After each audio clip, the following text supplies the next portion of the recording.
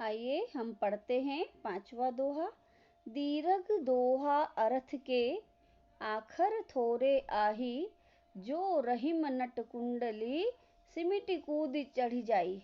इस दोहे में रहीमदास जी दोहे की विशेषता बताते हुए कहते हैं कि दोहा दिखने में छोटा होता है लेकिन अर्थ और भाव में बहुत ही गंभीर होता है, अर्थात कम शब्दों में बहुत अधिक बात कह देता है।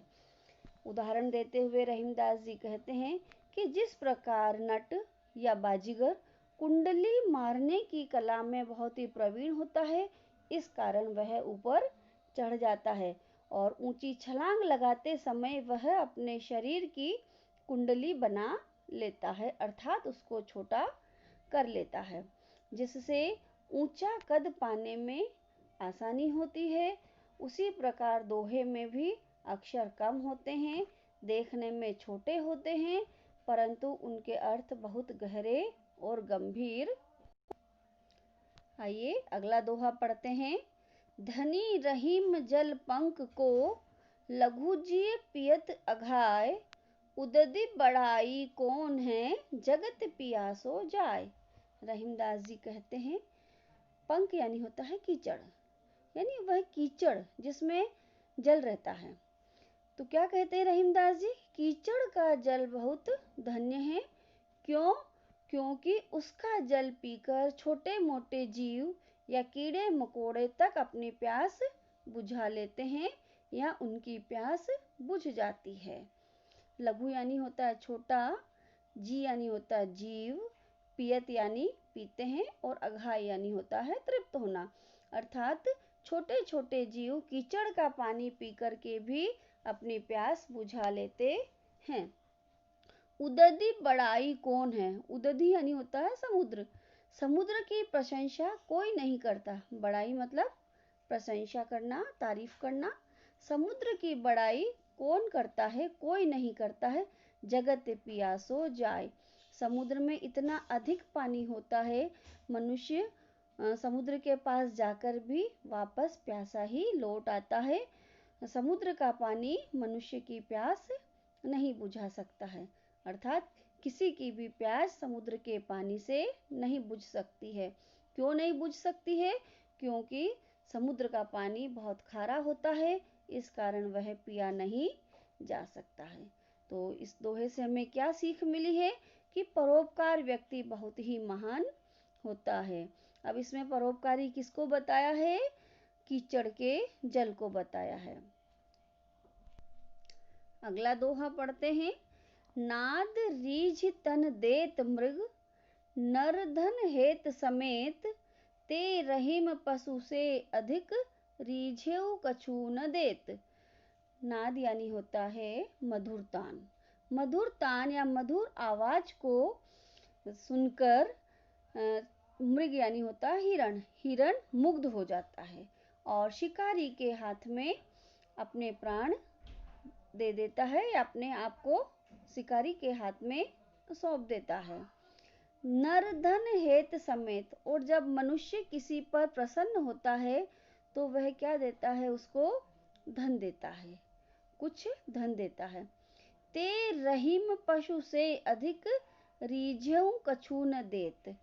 आगे अगली पंक्ति में क्या कह रहे हैं रहीमदास जी कि जो व्यक्ति किसी की कला पर मुग्ध होकर भी या प्रसन्न होकर भी उसे कुछ नहीं देता है, तो वह पशु से भी हीन या पशु से भी निम्न होता है। अर्थात इस दोहे में क्या सीख मिल रही है कि कला से प्रभावित होने पर हमें दान करना चाहिए। इसमें बताया है कि मनुष्य लोभी और संचयी प्रवृत्ति का होता है और जो दान नहीं करता है वह व्यक्ति पशु से भी हीन या निम्न समझा जाता है। अगला दोहा पढ़ते हैं। बिगड़ी बात बने नहीं, लाख करो किनकोय, रहीमन फाटे दूध को, मथे न माखन होय। रहीमदास जी कहते हैं कि बिगड़ी यानी होता है बिगड़ी हुई बात कभी बनती नहीं है। लाख करो बिन कोय, हम लाख कोशिश कर लें फिर भी हमारे संबंध दोबारा पहले जैसे नहीं हो सकते हैं। आगे उदाहरण देते हुए रहीमदास जी कहते हैं कि रहीमन फाटे दूध को मथेन माखन होए, कि एक बार यदि हमारा दूध फट जाता है तो हम उसको कितना ही मथ लें, हम उसमें से माखन नहीं निकाल सकते हैं। तो रहीमदास जी कहते हैं कि कभी भी हमें हमारी बात और हमारे संबंध कभी भी बिगड़ने नहीं देना चाहिए। हम पढ़ते हैं अगला पद। रहीमन देख बड़े न को लघु न दीजिए डारी, जहाँ काम आवे सुई कहाँ करे तरवारी। रहीमन दास जी कहते हैं कि रहीमन देख बड़े न को, यानी बड़े व्यक्तियों को देख करके लघु न दीजिए डारी, लघु यानी छोटे व्यक्तियों का त्याग नहीं करना चाहिए। क्यों नहीं करना चाहिए? उदाहरण देते हुए बता रहे हैं कि जहाँ काम आवे सुई, अर्थात जो काम सुई कर सकती है, कहा करे तरवारी, वह काम तलवार नहीं कर सकती है। इसलिए बड़ों की तुलना में छोटी चीज़ों की कभी भी उपेक्षा नहीं करनी चाहिए। हर छोटी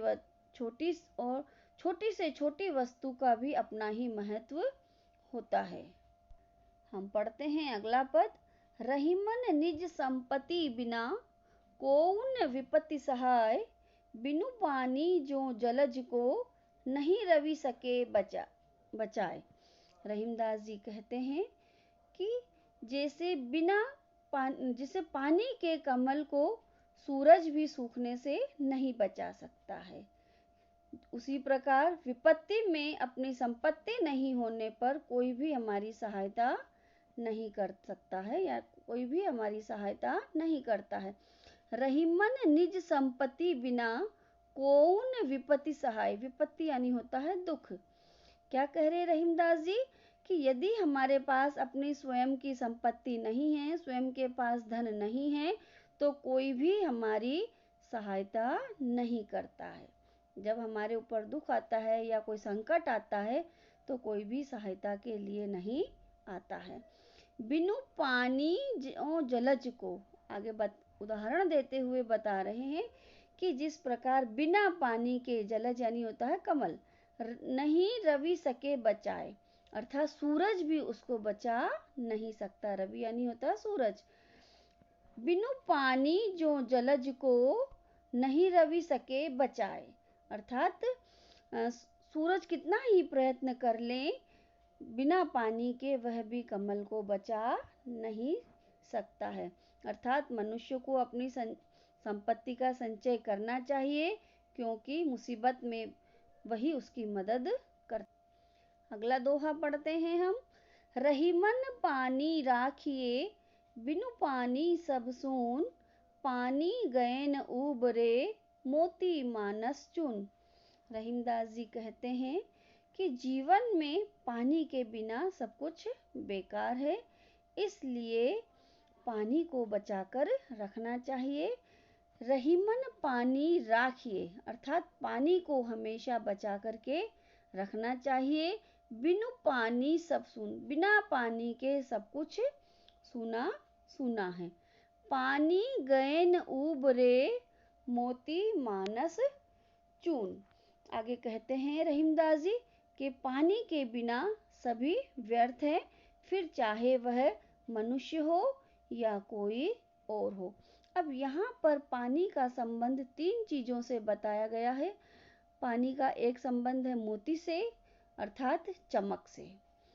दूसरा है मनुष्य से, अर्थात मनुष्य की इज्जत से। और चून यानी चूना, यानी पानी का अर्थ चूने से भी है कि जिस प्रकार से यदि मोती का पानी उतर जाए तो वह मोती कोई काम का नहीं होता है।